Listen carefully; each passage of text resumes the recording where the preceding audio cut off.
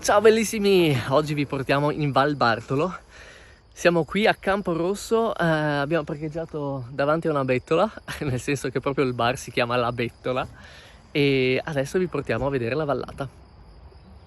Da Campo Rosso si arriva esattamente da là e qui c'è un ampio parcheggio subito prima del bar. E invece l'ingresso al percorso è laggiù in fondo.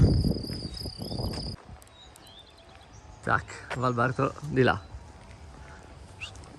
Chi ha seguito il Giro del Friuli in bicicletta che ho fatto un paio di anni fa, mamma mia, già un paio di anni fa, avrà notato che questo percorso l'abbiamo già fatto in bicicletta ed è esattamente il luogo dopo dove al ritorno, avendo fatto colazione con una birretta e un po' di vino, mi sono ribaltato.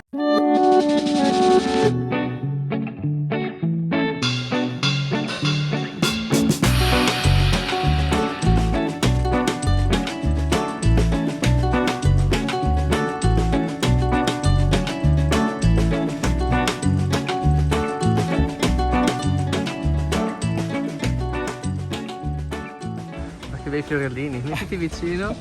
Oh, un fiore tra i fiori. Abbiamo visto una porta nella roccia. Vieni anche tu? No, grazie.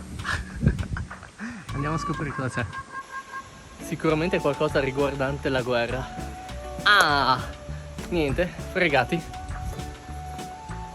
L'hanno murato.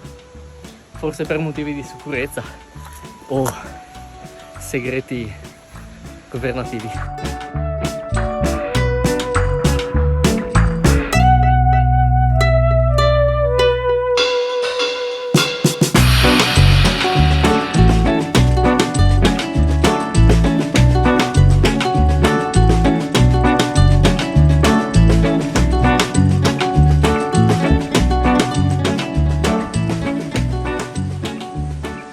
Arrivate in prossimità di questo cartello e questa fontanella, vuol dire che mancano circa 15-20 minuti e mi raccomando, o vi andate che sali questo aspro monte, fermati e bevi l'acqua di questa fonte. Me l'ha detto anche una vecchietta durante il Giro del Friuli, il che vuol dire che è una cosa che si deve per forza fare.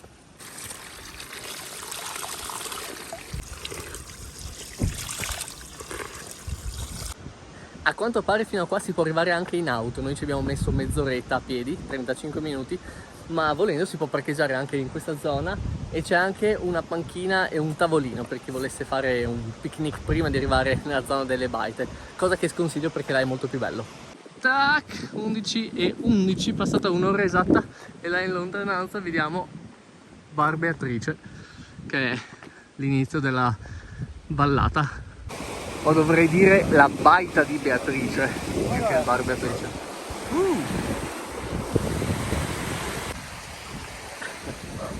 Questo sembra solido. Vediamo se è aperto. Niente birretta, oggi la baita è chiusa, però ci hanno detto che è aperto venerdì, sabato e domenica e da metà giugno tutti i giorni, quindi se passate di qua sapete che c'è.